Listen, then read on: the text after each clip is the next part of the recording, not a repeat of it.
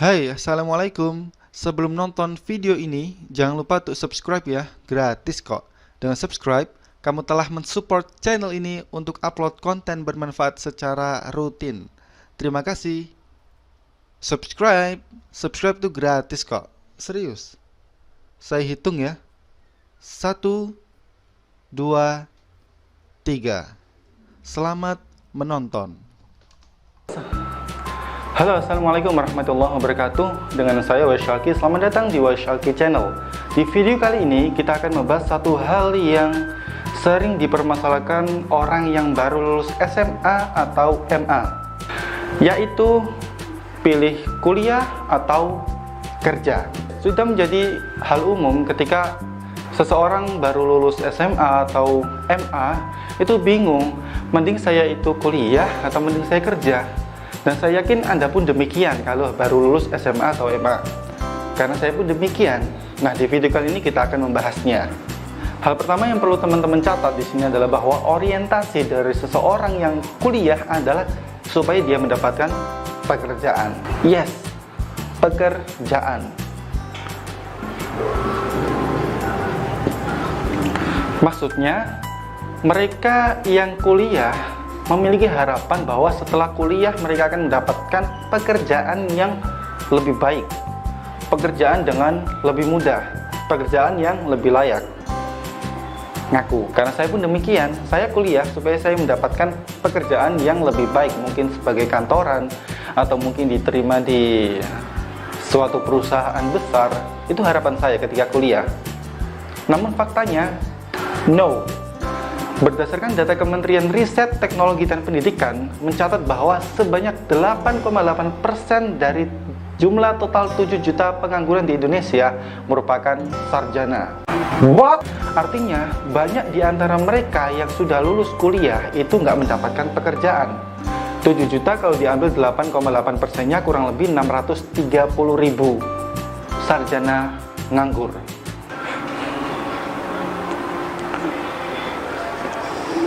Menyakitkan memang, tapi faktanya demikian. Nah, bagi sebagian orang mungkin data ini akan menjadi acuan mereka nggak mau kuliah. Dan saya harap Anda tak demikian. Memang benar, kuliah tidak menjamin Anda bisa mendapatkan pekerjaan jadi lebih mudah. Mendapat pekerjaan yang layak, pekerjaan yang lebih baik. Tapi dengan kuliah, Anda akan mendapatkan banyak manfaat. Dan di video ini saya akan menjelaskan beberapa di antaranya. Yang pertama adalah relasi. Relasi itu maknanya adalah teman, dimana ketika Anda kuliah, Anda akan berbaur dengan berbagai macam orang yang berasal dari kota yang berbeda, bahkan dari provinsi yang berbeda, negara pun bisa berbeda. Misal ketika saya kuliah di Sunan Ampel, Surabaya, saya mendapatkan banyak pertemanan dari luar kota, bahkan dari luar provinsi, ada yang dari Kalimantan, ada yang dari Malaysia juga, dan masih banyak yang lainnya. Dan ini bisa Anda dapatkan secara lebih mudah itu ketika Anda kuliah. Beda ketika Anda masih sekolah dasar ya, sekolah dasar, SMP, SMA, biasanya yang sekolah di situ adalah orang-orang yang ada di lingkungan situ saja. Tapi ketika Anda kuliah, maka biasanya itu dari kota-kota luar, bahkan dari luar negara. Poin pertama adalah relasi. Poin yang kedua adalah pola pikir. Seseorang yang kuliah cenderung memiliki pemikiran yang lebih dewasa. Saya tidak mengatakan bahwa yang nggak kuliah nggak dewasa ya, karena semua tergantung dari bagaimana cara pandang. Tapi di sini saya ingin menunjukkan bahwa seorang yang kuliah itu selalu digembleng bagaimana dia bisa menjadi lebih dewasa melalui pembelajaran filsafat misalnya ya, pembelajaran tentang ilmu sosial yang lebih mendalam, ilmu agama yang lebih mendalam dibandingkan waktu di SMA. Itu semua mempengaruhi pola pikir. Jadi bisa dikatakan orang yang kuliah memiliki sudut pandang yang lebih luas. Ketika dia menghadapi masalah di masyarakat, maka dia akan lebih mudah atau lebih bijak dalam menyelesaikannya. Sekali lagi saya tidak mengatakan bahwa mereka yang nggak kuliah tidak bisa bijak ya. Tapi mereka yang kuliah biasanya memiliki sikap yang lebih bijak menghadapi sebuah masalah, karena di kampus dia sudah digembleng. Yang ketiga adalah skill. Sama halnya ketika kita sekolah di SMA atau MA, ada yang namanya ekstrakurikuler. Di kuliah pun demikian, ada yang namanya ekstrakurikuler. Seperti ketika saya di Sunan Ampel, Surabaya, di kampus ada ekstrakurikuler seperti jurnalistik, seperti olahraga, petualangan, kiroah, dan lain sebagainya. Nah, di sini kita akan mendapatkan banyak skill. Berbeda ketika kita SMA, yang mungkin secara pemateri itu hanya berada di lingkungan itu saja. Tapi biasanya kalau di perkuliahan itu orang yang mengajarkan skill itu adalah mereka yang sudah sangat terlatih dan mendapatkan banyak prestasi. Misal di kampus ya, ada ekstrakurikuler kiroah.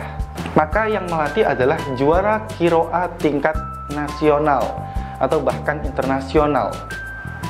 Misal Anda ingin melatih skill dalam bidang pencak silat, itu biasanya di perkuliahan ada yang melatih juara silat tingkat nasional, dan itu bisa Anda latih di saat perkuliahan. Berbeda ketika Anda sudah lulus dari SMA atau MA dan memilih untuk kerja, biasanya skill yang dilatih itu yang nggak ada, karena kita fokus untuk mencari uang, fokus untuk bekerja. Kalau seperti itu, mending pilih kuliah atau mending pilih kerja? Lah, bingung lagi kan? Lakukan keduanya. What? Anda bisa kuliah sambil kerja. Dulu saya pribadi ketika masih kuliah ya, itu saya pun sambil bekerja. Waktu itu saya bekerja sebagai guru les, guru private, jualan obat, guru ngaji, dan berbagai macam pekerjaan. Dan let's enjoy, nggak ada masalah. Jadi kuliah sambil kerja itu adalah hal yang sangat mungkin. Teman saya pun banyak yang demikian. Jadi kalau ada pertanyaan mending kuliah atau kerja, ya pilih saja kuliah sambil kerja. Yang terpenting adalah bagaimana Anda bisa mengatur waktu. Misal ketika waktu itu saya kuliah itu pagi sampai sore ya, itu setelah sholat maghrib saya ada les private. Terus pernah kuliah saya itu berapa semester dari pagi sampai siang. Sore saya buat ngajar Al-Quran. Atau ketika di semester-semester awal saya kan full tuh, dari pagi sampai sore, dan maghrib ada kegiatan di camp. Di sela-sela itu saya berjualan obat, dan that's no problem, nggak ada masalah. Saya bisa kerja saat kuliah atau kuliah sambil kerja. Dan alhamdulillah meskipun saya kuliah sambil kerja pun saya mendapatkan prestasi. Waktu itu saya mendapatkan beasiswa Super Semar yang di satu prodi itu hanya diambil satu orang anak yang memiliki prestasi dengan nilai IPK tertinggi. Dan alhamdulillah saya dapat. Oke, jadi sudah terjawab ya, mending kuliah atau kerja. Jadi Anda bisa kuliah sambil kerja. Jadi sekarang Anda sudah nggak perlu bingung lagi. Nah, pekerjaan apa yang cocok untuk anak kuliah? Oke, saya beri masukan. Yang pertama, yang paling sering dilakukan oleh anak kuliah, yang pertama adalah menjadi guru. Bisa menjadi guru les, guru privat, guru ngaji Al-Quran, atau guru musik jika Anda bisa musik.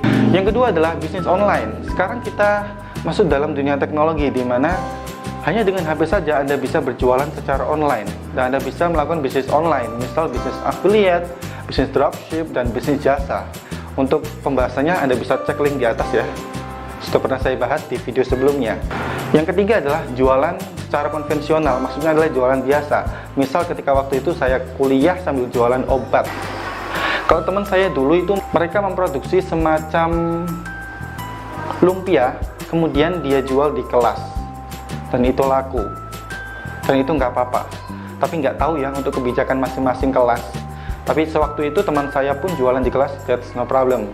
Yang keempat, yang paling laris biasanya adalah mereka berbisnis penulis media. Jadi Anda menuliskan semacam opini, semacam cerpen ke media-media seperti Kompas, Detik, dan juga Jawa Pos.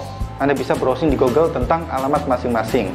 Yang kelima adalah mengikuti kompetisi. Biasanya di perkuliahan itu ada kontes-kontes ya, kontes bahasa Inggris, kontes debat, dan lain sebagainya. Anda bisa mengikutinya. Dan lain-lain, masih banyak sekali bisnis yang bisa Anda jalankan sewaktu kuliah.